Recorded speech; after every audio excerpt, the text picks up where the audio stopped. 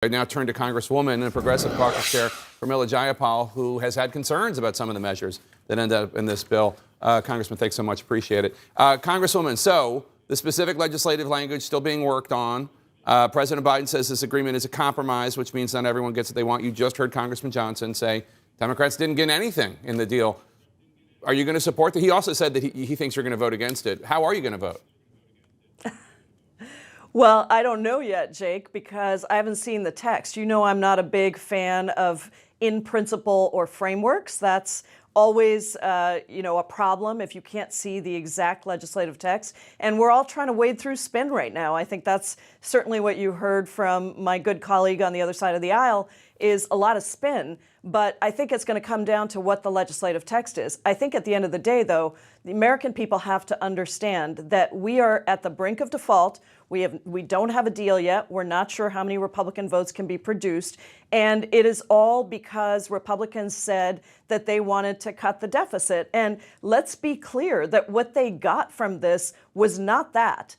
They may have gotten other things. I'm not happy with some of the things I'm hearing about, but they are not cutting the deficit and they are not cutting spending, because if you think about the fact that they've agreed to increase Pentagon spending, number one, they've agreed to increase VA spending, number two, and while there are some fiscal, calculations that are being made around what non-defense discretionary spending is, and by the way, for people that are listening to that, that's a lot of mumbo jumbo. That's basic spending on things like healthcare, education, childcare, all the things you care about is what Republicans want to cut.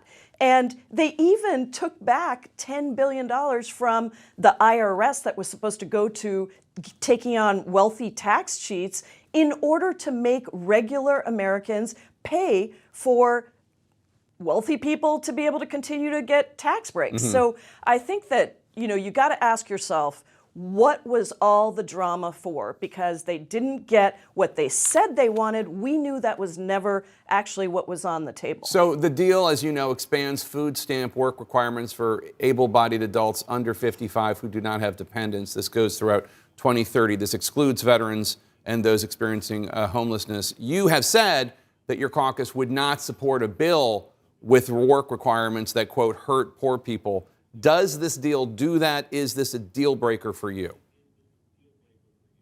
I don't know, because I haven't seen the language. And first of all, let me say, terrible policy, absolutely terrible policy. Does not reduce spending. Actually, by some estimates, creates a burden on administrative spending that is actually worse for the overall cost of a program like that. Number two, it is about people who are hungry, people who just need a little bit of temporary assistance. And we are one of the only countries in the world, if not the only country in the world, that is an industrialized country that puts any requirements on people who just want food. So very bad policy, does not save money, and by the way, does not work. We've seen reams of data that show that when you put these work requirements in, they're really just administrative red tape that prevent the people who need help from getting help. What I'm not sure on, and what I'm looking at right now, and I need to see the legislative text, is what it means in terms of the exemptions that were put in for veterans, for folks who are experiencing homelessness, for people who are coming out of foster care. Those are three exemptions that were included. And so what do the numbers look like at the end of the day? I'm not sure. However, it is bad policy. I told the president that directly when he called me last week on Wednesday, that this is saying to poor people and people who are in need that we don't trust them. And the average amount of assistance for SNAP, for example, is $6 a day, Jake. I mean, we're talking about $6 a day. And I think it is really unfortunate that the president opened the door to this. And while at the end of the day, perhaps this will, because of the exemptions, perhaps it will be okay. I can't commit to that. I really don't know.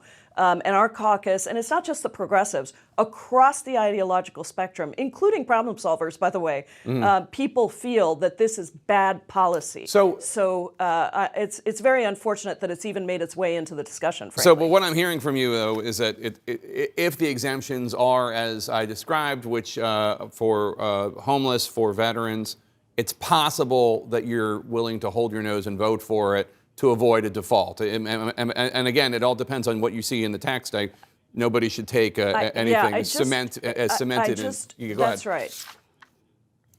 That's right. No, I just don't know, because the numbers of people that are affected are, is really what this is. We have to look at that. And if there is, anyway, I don't want to get into suppositions, because I just need to see the text. And that's the other thing. How is it possible that we are at a place where the debt ceiling, and by the way, Jake, 2 countries in the world have a debt ceiling, the United States and I think it's Denmark. And they tie it to a percentage of GDP, debt to a percentage of GDP. And our net interest payments are below what the historical 50-year average why is. Didn't Democrats? It's ridiculous that we're even in this situation. Sure, but you guys controlled the House, the Senate, and the White House until January. Why didn't you just take care of this in November or December?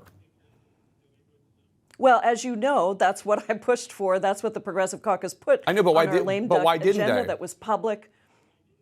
Well, I think it's because we didn't have 50 votes in the Senate. Unfortunately, we are also governed by a couple of conservative Democrats and/or independents in the Senate who refuse to take the actions that we need to take, and I think that's why we ended up in the situation we're in.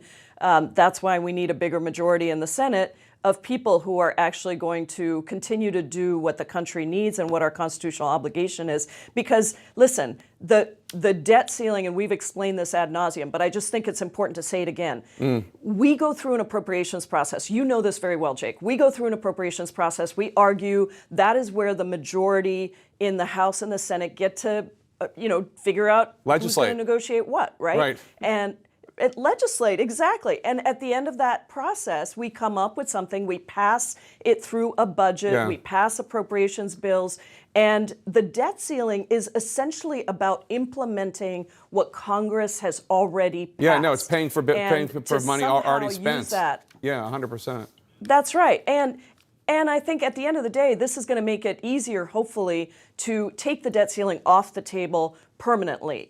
Brendan Boyle, our ranking member on budget, has a great bill. I'm a co-sponsor of that bill, to give the authority to the Treasury Secretary to be able to just raise the debt ceiling in accordance with whatever Congress has passed. That's really all we're saying is Congress passes this stuff. It should just be raised automatically. We should not allow people to continue to take us hostage. Quick question before you go, Congresswoman. Speaker McCarthy, he briefed House Republicans last night. House Democrats aren't scheduled to be briefed until 5 p.m. later today. Have you spoken with Democratic Leader Jeffries or President Biden since the deal was announced last night? I have not spoken with either of them, though I have been texting with Leader Jeffries.